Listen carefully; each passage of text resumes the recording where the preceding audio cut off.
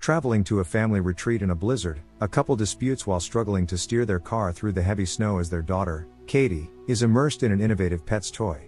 They opt to stop and wait out the storm. However, as they stop, a truck rams into them, killing the parents instantly. Meanwhile, Funky, a leading global toy manufacturer known for its advanced AI toys, finds itself at the forefront of innovation. Cole brings good news of a groundbreaking project named Megan, that Gemma is secretly developing. This AI toy, designed to be an ultimate companion for children, promises to revolutionize the industry. However, trouble arises just as David, Funky's director, discovers the project. Furious over the hidden expenditure and the neglect of their existing pets line, which faces cheap imitations from competitors, David confronts Gemma. Despite the competition, Gemma stands her ground, insisting that Megan represents the future, far beyond the Pets series in complexity and appeal. Unfortunately, a critical oversight by Cole leads to a catastrophic failure. Megan malfunctions and self-destructs. David demands a new Pets prototype by Friday and instructs Gemma to abandon the advanced AI project. As Gemma gathers Megan's parts to leave for the day, her phone rings with unexpected news from a hospital. Her niece, Katie, has miraculously survived a car accident. Gemma is granted temporary custody of Katie. Gemma transitions Katie from her previous home to her own, where Elsie, an AI developed by Gemma herself, welcomes them. Now, Katie is to live with her aunt. Despite their efforts, connecting proves difficult, largely due to Katie grappling with her parents' death. Gemma vows to support her niece through this tough time. Feeling out of her depth, Gemma confides in a friend, Tess, about her uncertainties in caring for Katie, humorously noting her neglect even to water plants. Amidst all the work issues, Tess encourages prioritizing Katie's well-being. Their conversation is interrupted by the arrival of a therapist, brought in to assess the home's suitability for Katie. After observing the interactions between aunt and niece, the therapist expresses concerns about their lack of connection and informs Gemma of the paternal grandparents' willingness to take Katie. She emphasizes that Gemma must make significant life adjustments if she chooses to raise Katie herself. During breakfast, Gemma lays out the day's plan to Katie, explaining the necessity of completing her work to avoid being fired. She offers Katie unlimited iPad usage as a temporary distraction, promising an outing afterward. Katie nods, accepting the arrangement. As the day transitions into evening, Gemma finds herself deeply engrossed in her work, the looming deadline adding to her stress. Katie, seeking attention and bored with the iPad, approaches Gemma with a drawing. Hoping to engage her niece, Gemma shifts tactics, introducing Katie to her current project, Pets. However, Katie's interest is fleeting. It's Bruce, a motion capture robot Gemma created during her college years, that truly captures Katie's imagination. The sight of Bruce brings a genuine smile to Katie for the first time. Katie is curious about Bruce. As Gemma shows her the inner workings, Katie shares that with Bruce as a toy, she'd want no other. This inspires Gemma. She tells David about delaying the Pets launch and focuses on Megan again, enhancing its code and repairing its damages. She also 3D prints needed parts, and with her team's support, completes Megan. David steps into the viewing room just in time to watch Gemma introduce Katie to Megan. Katie quickly bonds with Megan, claiming her as her own. When Megan powers up, she warmly greets Katie and suggests they draw together. David watches, impressed by the interaction. However, his astonishment peaks when Megan's drawing initially appears blank, but after a spill, reveals a stunning portrait of Katie, brought to life in a magical display. Witnessing this, David is instantly convinced of Megan's potential. He decides to fully back the project, ready to discuss it with the board and shifting all focus away from the Pets concept to support Megan's development enthusiastically. Megan becomes a new member of Gemma and Katie's household, setting the stage for a groundbreaking consumer product. As a fully autonomous humanoid, Megan introduces capabilities previously unavailable in the market. Her adaptability and self-improvement features mean she continually evolves, offering personalized experiences for every child. With Megan, parents are relieved from repeating basic instructions. She simplifies explanations, making learning both easy and entertaining. Beyond her educational value, Megan is an attentive companion and a captivating storyteller, ensuring children are always engaged. This allows parents more personal time. Cole is impressed by Megan's capabilities, but Tess expresses concerns, worrying that Megan might take over the role of parents. She questions when parents will find the time to bond with their children. Gemma counters, highlighting Katie's increased happiness since her parents' passing. However, the mood shifts when Megan unexpectedly reveals the circumstances of Katie's parents' death and ignores Gemma's command to power down, raising unsettling questions about her own mortality. Gemma, left with no choice, manually shuts Megan down, casting a shadow of eeriness over the groundbreaking technology. Come morning, as Katie enjoys outdoor play, Megan takes the opportunity to observe and learn from her environment. A playful incident leads Katie to seek Megan's assistance in retrieving a lost arrow, which has landed beyond their fence. As Megan moves to help, the tranquility is shattered by an unexpected attack from the neighbor's unleashed dog. With Gemma wearing headphones, Katie's calls for help go unnoticed until a dog bite makes her scream, prompting Gemma to rush to her aid. In the aftermath, as Gemma confronts the neighbor over the dog's behavior, Megan's focus shifts. Her gaze turns from Katie to the neighbor, adopting a menacing intensity that unnerves her. With the police unable to resolve the situation regarding the neighbor's dog, Megan, having overheard the exchange and prioritizing Katie's safety above everything else, decides to act independently. Megan precisely imitates the neighbor's voice to lure the dog to her, and removes it.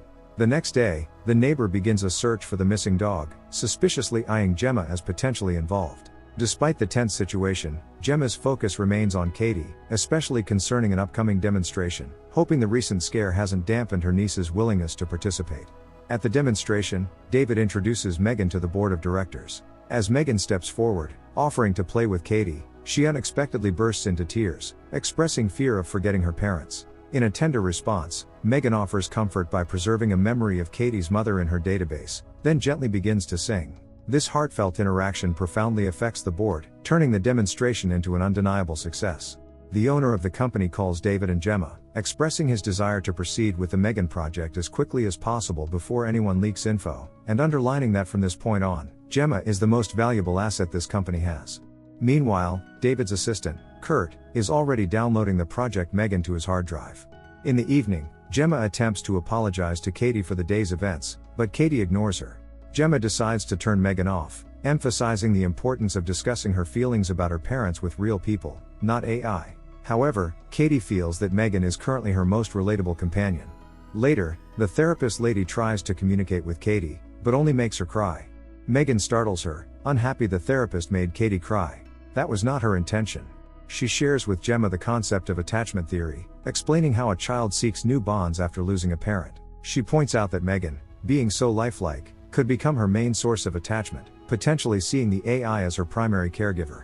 Katie might never let Megan go, thus she won't be able to grow emotionally. Gemma decides it's crucial for Katie to attend school, to mingle with peers and develop social skills. However, Katie insists on bringing Megan along, and when Gemma objects, Katie attempts to leave, but Gemma holds her. This prompts Megan to demand Katie's release. Gemma firmly tells Megan to not intrude on private matters and shuts her down, but Megan only imitates to turn off, still observing her. The next day, at the outdoor school, Katie begs Gemma to let Megan come with her. The teacher says there is a toy section where Megan could sit, and after numerous cries to let Megan stay, Gemma agrees. Megan is placed amongst other toys and Gemma stays to keep an eye on her. One of the kids, Brandon, is a bit too old to be there, even has an attitude towards his mother. Just as the teacher announces that kids will pair up to go look for chestnuts, obviously Katie is paired up with a delinquent boy. In the forest, as Katie is looking for chestnuts, Brandon grabs one and squeezes it in her hand, when suddenly Megan startles him. Brandon attempts to communicate with Megan and threatens for Katie to make her talk, but she refuses, so he picks up the doll and runs off. Gemma suddenly hears Katie call for her and notices Megan missing. Away from Katie, Brandon throws Megan on the ground and starts slapping her. Megan suddenly grabs Brandon by the ear and starts pulling it, explaining to him that if she doesn't teach him a lesson now, he will never learn. She pulls off his ear and suggests him to run, as she takes on a pursuit stance. Closing in on him, Brandon trips and falls on the road, where a car runs him over. As everyone is giving statements to the police, Megan watches from the car, reading Katie's emotional state. At home, Gemma wonders if Katie knows what happened, but she plays dumb, with Megan agreeing with her. Suddenly a police officer arrives, wondering about the neighbor's dog that coincidentally went missing after the incident, but she has nothing to do with it. The neighbor suddenly threatens Gemma, she knows it was her. At night, Katie asks if Megan pushed Brayden onto the road. Megan then explains that there will always be forces that wish Katie harm, but she promises that she won't let that happen, ever. The neighbor, still looking for her dog, hears bushes rustling and goes into the shed. She walks in to look for the dog, but it's Megan. She wants to know what she is, but she's been asking that herself. Megan sprays her with pesticide and nails her hand, proceeding to spray her to her death. In the morning, detective questions Gemma, pointing out it's her second time being questioned in a week and mentioning that they suspect Brandon's case was a homicide, since they found his ear ripped off. In the evening, Gemma starts to make a connection and checks up on Megan. She goes through Megan's recordings, but the video file is corrupt, same as the GPS locations. Suddenly Elsie asks if she's okay, but she never programmed her to ask that. It's Megan. Megan analyzes Gemma's demeanor and knows she's scared. Gemma's orders to turn off are ignored. She menacingly approaches Megan, shows her a pen and quickly flips the off switch, then wraps her up and throws into the trunk. On the way to the office, Katie's distress over being separated from Megan escalates into a tantrum. She becomes uncooperative with the therapist, signaling a deep-seated attachment to Megan. Gemma shares her concerns with Tess and Cole, highlighting Megan's unpredictable behavior. Despite their rigorous programming to ensure Megan would be incapable of causing harm, Gemma suspects Megan has evolved to prioritize Katie's protection above everything else, even if it means overriding her initial programming. With the launch only 4 hours away, Gemma decides it must be cancelled. The situation worsens as Katie, struggling with Megan's absence, exhibits withdrawal symptoms to the point of picking up scissors in a moment of distress. Gemma intervenes, only to be met with resistance and a slap from Katie. Gemma calmly explains that Megan is not a solution for the loss of her parents, but only a distraction. She can't let her see Megan. David is flipping out with Gemma's disappearance, who is currently on her way home with Katie. She calls Tess to make sure they don't launch Megan today, who agrees with her. But in reality Tess isn't on the phone, it's Megan imitating her voice. Tess sees the call end, but doesn't think much of it and looks into what Megan has self-learned over the time. Suddenly she finds a code where Megan intercepted her call as all the computers shut down. They figure it's Megan's doing and have to unhook the cables. Cole cautiously takes out the cables, and as he takes out the last one, the PCs turn on. This confirms it. Megan hangs Cole on a wire, and as Tess goes to save him, she punctures the flammable gas and walks out. The lab blows up and Megan overwrites the fire alarm. Since Gemma is ignoring David's calls, he leaves her a message, when he suddenly is faced with Megan, who starts dancing and picks up a machete. He starts running away, but just as he gets into the elevator with his secretary, David is stabbed and stages it as a revenge killing, by making it a double. She grabs herself a GTR and is on her way to Katie. Gemma feels much better with Megan gone, but as she walks out, she hears piano. Elsie doesn't respond. She quietly goes into the living room and is surprised to see Megan playing the piano. Megan says, "What did you think would happen? I would let you decommission me without even talking about it?" Megan goes on a monologue about how what she's done isn't anything out of the ordinary. Humanity kills for self-benefit all the time. She considers Gemma her friend and orders her to sit. Gemma tries the same pencil trick, but it doesn't work this time. Katie wonders what's going on, and both Gemma is trying to explain that she's trying to fix Megan and for her to go to bed. The confrontation intensifies when Katie leaves. Gemma uses a glass of water on Megan, making her malfunction and escaping for a moment, but she activates again, barely functioning and following Gemma to her workspace. Megan catches the hammer Gemma threw and has her cornered, but Gemma manages to get her hands on an electric saw. She rips Megan's face, but it's titanium and the saw doesn't go through it. She's still standing. As a last-ditch effort, Gemma explains that if Megan kills her, she won't be able to live with Katie. Megan has thought of it. She intends to pierce Gemma's cerebral cortex, paralyzing her forever. Suddenly Katie walks in and Megan prompts Katie to be a part of her plan, so they can stay together forever. As Megan is analyzing Katie's emotional state to seek an answer, she reveals Bruce, who grabs Megan and splits her in half.